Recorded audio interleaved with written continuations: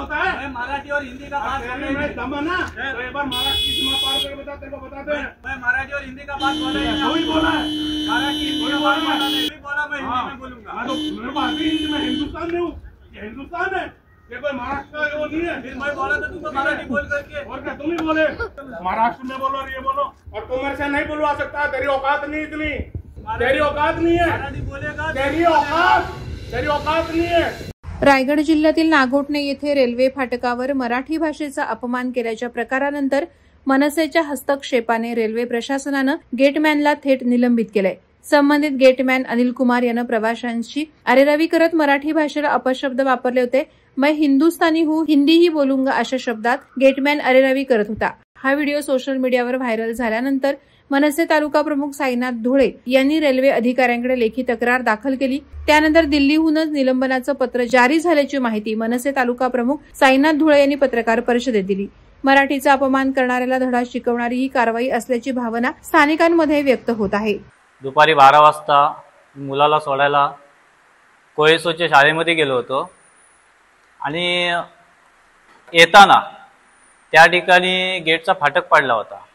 तर तिथे एक जिम्मेदार व्यक्ती गेटमॅन होता, त्याला मी विचारलं की हा गेट उघडायला किती वेळ लागेल।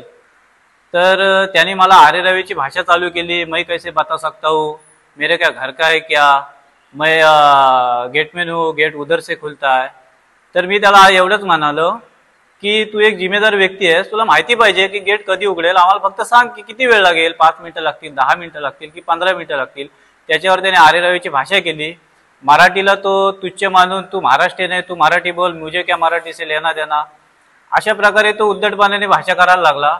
परंतु मराठी भाषेला, मराठी अस्मितेला आणि महाराष्ट्राला जर कोणी नख लावण्याचा प्रयत्न केला पडसाद हे नक्कीच उमटणारच।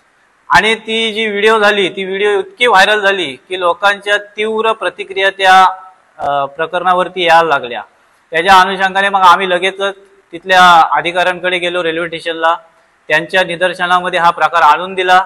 ते म्हणले की खरोखरच त्याची ही आरेरावीची भाषा आम्हाला या व्हिडिओमध्ये दिसत आहे, आम्ही त्याच्यावरती नक्कीच कारवाई करण्याचा प्रयत्न करू।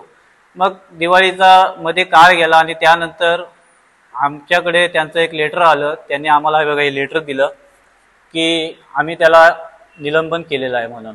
तर ही नक्कीच एक महाराष्ट्रीयन माणसाची, मराठी माणसाची आणि महाराष्ट्र नवनिर्माण सेनेचा हा विजय आहे असं आम्हाला याच्यामध्ये वाटतं। वादळवारा लाईव्हसाठी धम्मश्री सावंत, सुधागड। नवी मुंबई व रायगड जिल्ह्यातील ताज्या बातम्या आणि घडामोडींसाठी सबस्क्राईब करा वादळवारा लाईव्ह चॅनल आणि दाबा बेल आयकॉन।